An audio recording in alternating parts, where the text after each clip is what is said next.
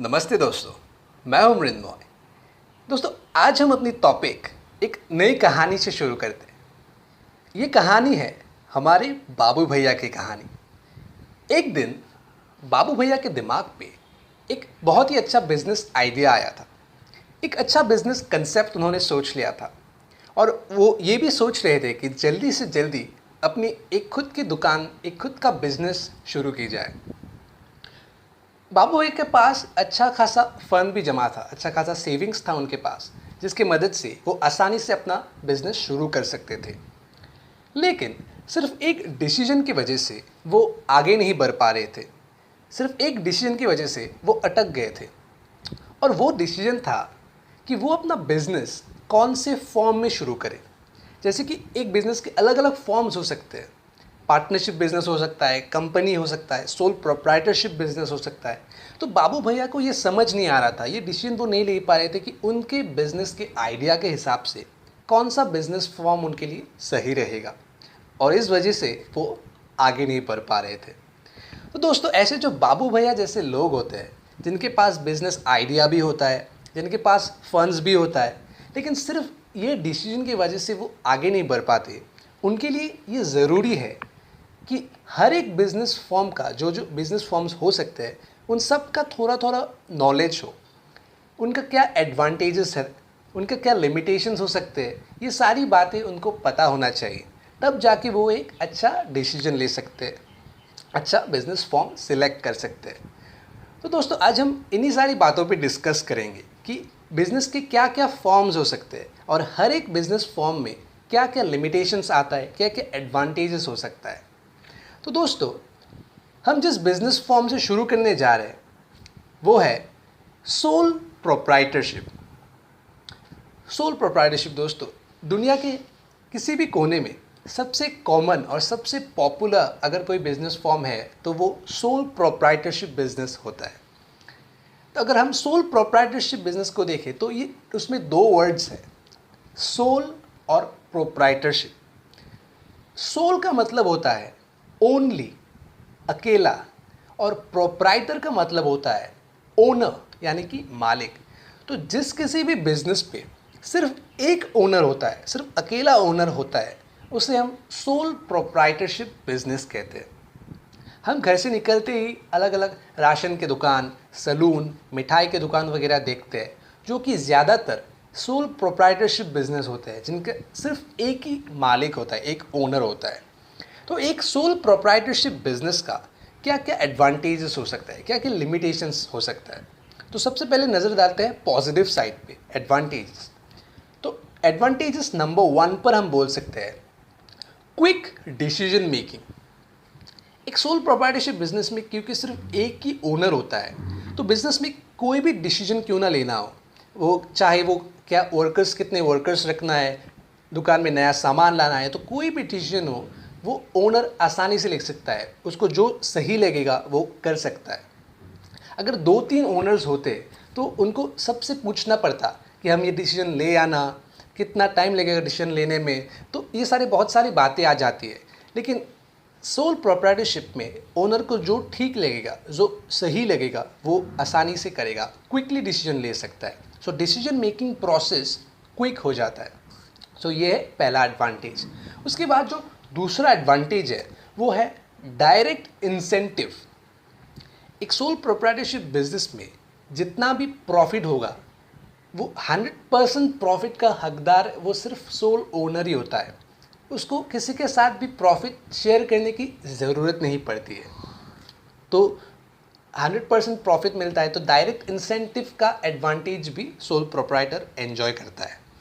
उसके बाद जो तीसरा एडवांटेज हम बोल सकते हैं वो है ease of formation and closure. Sole proprietorship business शुरू करना मुश्किल नहीं होता। अगर मान लीजिए बाबू भैया को अगर सोल प्रोप्राइटरशिप बिजनेस करना है और अगर उनके घर पे एक रूम खाली है तो उसी में वो बिज़नेस शुरू कर सकते हैं। सिर्फ रूम के बाहर एक बोर्ड लगा दिया बिज़नेस का और नेक्स्ट दिन से अपना बिज़नेस शुरू कर दिया, हो गया बिज़नेस स्टार्ट। और अगर 1 महीने बाद ऐसा फील हुआ कि नहीं यार बिज़नेस अच्छा चल नहीं रहा है, तो उसी रूम के बाहर एक बड़ा ताला लगा दिया, हो गया बिज़नेस बंद। तो मतलब सोल प्रोप्राइटरशिप बिजनेस शुरू या क्लोज करना मुश्किल नहीं होता, आसानी से कर सकते हैं। सो ये थे सोल प्रोप्राइटरशिप के एडवांटेजेस। तो अभी हम नज़र डालते हैं लिमिटेशंस पे। तो लिमिटेशंस पे अगर हम देखें तो पहला पॉइंट हम ले सकते हैं लिमिटेड रिसोर्सेस। सिर्फ एक ही ओनर है तो वो कहाँ कहाँ से फंड्स लाएगा? उनके खुद के सेविंग्स, बैंक के लोन, सिर्फ इन्हीं सोर्सेज से फंड्स ला सकते हैं। लेकिन अगर 3-4 मालिक होते तो वो भी अपने अपने हिस्से का फंड्स लेके आते तो फंड्स ज़्यादा होता, रिसोर्सेज ज़्यादा होता। लेकिन क्योंकि सिर्फ एक ही ओनर है तो रिसोर्सेज भी लिमिटेड रहते हैं। सो ये एक लिमिटेशन बन गया। उसके बाद जो दूसरा लिमिटेशन है वो है limited life of a business. एक सोल प्रोप्राइटरशिप बिजनेस का लाइफ उतना ही होता है जितना सोल प्रोप्राइटर मतलब ओनर का होता है। अगर ओनर दुकान बंद कर दे, अगर उनका कुछ हो जाता है, मान लीजिए वो अगर उनका डेथ हो गया, ऐसा कुछ हो गया जिसकी वजह से वो बिज़नेस नहीं कर पाते, तो बिज़नेस भी बंद हो जाएगा क्योंकि दूसरा कोई ओनर तो है नहीं जो बिज़नेस को आगे बढ़ा सके। सो सोल प्रोप्राइटरशिप बिजनेस का लाइफ लिमिटेड पीरियड के लिए होता है, एक कंटिन्यूड एग्जिस्टेंस नहीं होता। उसके बाद जो लिमिटेशन है वो है अनलिमिटेड लाइबिलिटी। एक सोल प्रोप्राइटर का लाइबिलिटी अनलिमिटेड होता है। अनलिमिटेड लाइबिलिटी का मतलब यह है कि अगर उसने किसी से कर्जा लिया था, लोन लिया था और वो वापस ना कर सके, तो जिससे लोन लिया था उनका हक बनता है कि वो अपना पैसा वसूल करने के लिए सोल प्रोप्राइटर का पर्सनल प्रॉपर्टी भी यूज़ कर सकता है। मतलब जैसे सोल प्रोप्राइटर का घर, गाड़ी वगैरह भी वो यूज़ कर सकता है अपना पैसा वसूल करने के लिए। तो ये एक अनलिमिटेड लाइबिलिटी का फैक्टर भी सोल प्रोप्राइटर को पीछा नहीं छोड़ता है। तो ये थे लिमिटेशंस। तो सोल प्रोप्राइटरशिप के एडवांटेजेस और लिमिटेशंस हमने डिस्कस किया। इसके बाद हम एक अलग बिजनेस फॉर्म की तरफ बढ़ते हैं और वो है जॉइंट हिंदू फैमिली बिजनेस। दोस्तों जैसे इसके नाम पे ही ये एक फैमिली बिजनेस होता है जिसके सारे मेंबर्स एक फैमिली के होते हैं। मतलब ऐसे एक बिजनेस करने के लिए आपको वो फैमिली का मेंबर बनना पड़ेगा, तब जाके आप एक जॉइंट हिंदू फैमिली बिजनेस कर सकते हैं। और जॉइंट हिंदू फैमिली बिजनेस का जो कंट्रोल करता है वो है फैमिली का एल्डेस्ट मेंबर, जिसे हम कर्ता कहते हैं। कर्ता, ये कर्ता ही होता है जो बिजनेस को कंट्रोल करता है, डिसीजंस लेता है। तो एक जॉइंट हिंदू फैमिली बिजनेस का अगर हम एडवांटेजेस पे नज़र डालें तो हम पॉइंट्स ले सकते हैं जैसे इफ़ेक्टिव कंट्रोल। जैसे कि मैंने बताया कि कर्ता बिजनेस को कंट्रोल करता है और वो एल्डेस्ट मेंबर भी होता है।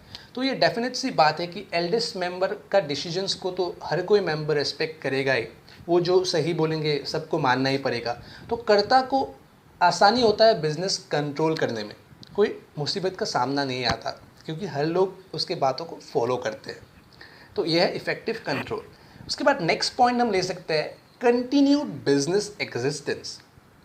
कंटिन्यूड एग्जिस्टेंस रहता है हिंदू फैमिली बिजनेस में, क्योंकि देखिए कर्ता को अगर कुछ हो भी जाता है, अगर वो काम नहीं कर पाते, तो उनके बाद जो नेक्स्ट जनरेशन है उनमें से कोई एक कर्ता बनेगा, उसके बाद नेक्स्ट जनरेशन। सो ऐसे जनरेशन बाय जनरेशन बिजनेस चलता जाएगा, एक कंटिन्यूड एग्जिस्टेंस रहता है।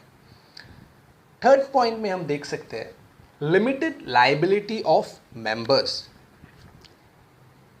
एक जॉइंट हिंदू फैमिली बिजनेस में जो मेंबर्स होते हैं उनके लाइबिलिटी लिमिटेड होता है। कर्ता को छोड़ के दूसरे मेंबर्स का लाइबिलिटी लिमिटेड होता है। मतलब जितने परसेंटेज ऑफ प्रॉफिट वो एंजॉय करते हैं बिजनेस से, उतना तक ही उनका लाइबिलिटी लिमिटेड होता है।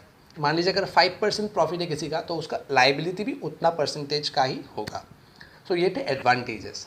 तो लिमिटेशंस को अगर हम ध्यान दें तो लिमिटेशन पे पॉइंट्स आएगा जैसे limited resources. Joint Hindu family business में भी लिमिटेड रिसोर्सेज का प्रॉब्लम रहता है क्योंकि सारे के सारे मेंबर्स तो एक फैमिली के ही है, तो कहाँ कहाँ से फंड्स लाएंगे? अपना फैमिली प्रॉपर्टी हो सकता है, फिर बैंक लोन्स वगैरह हो सकते हैं, लेकिन ज़्यादा आउटसाइड सोर्सेज से वो फंड जमा नहीं कर सकते, नहीं ला सकते।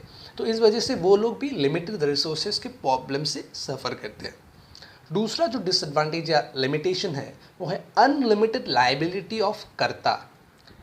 बाकी मेंबर्स तो चलो बच गए, लेकिन कर्ता जो बिजनेस का हेड है उसका लाइबिलिटी अनलिमिटेड होता है। मतलब उनका पर्सनल प्रॉपर्टी यूज़ हो सकता है, किसी को अगर कर्जा देना बाकी रह गया तो कर्ता के लिए खतरा होता है। उसके बाद तीसरा जो लिमिटेशन है वो है लिमिटेड मैनेजरियल स्किल। कर्ता बिजनेस को चलाता है, वो सबसे एल्डेस्ट मेंबर है, ये बेसिस पे वो बिजनेस का हेड होता है। लेकिन इस बात का तो कोई गारंटी नहीं होता ना कि कर्ता के पास मैनेजरल स्किल्स होगा, डिसीजन मेकिंग स्किल्स होगा। तो अगर ऐसा कर्ता बन जाता है जो एक्चुअली कुछ नहीं करता है, तो डेफिनेटली बिजनेस को प्रॉब्लम्स होगा, बिजनेस सफ़र करेगा। तो ये सारी लिमिटेशन से जॉइंट हिंदू फैमिली बिजनेस सफ़र करती है। तो दोस्तों, इस वीडियो पे हमने डिस्कस किया कि सोल प्रोप्राइटरशिप बिजनेस और जॉइंट हिंदू फैमिली बिजनेस क्या है और इनका एडवांटेजेस और लिमिटेशंस क्या क्या होते हैं। और भी कई सारे बिजनेस फॉर्म्स हैं जैसे पार्टनरशिप, कंपनी, जिनके बारे में हम बहुत सुनते रहते हैं। लेकिन इनका एडवांटेजेस क्या है, कंपनी, पार्टनरशिप, इनका लिमिटेशंस क्या है, इन सब के बारे में भी हम डिस्कस करेंगे नेक्स्ट वीडियो पे।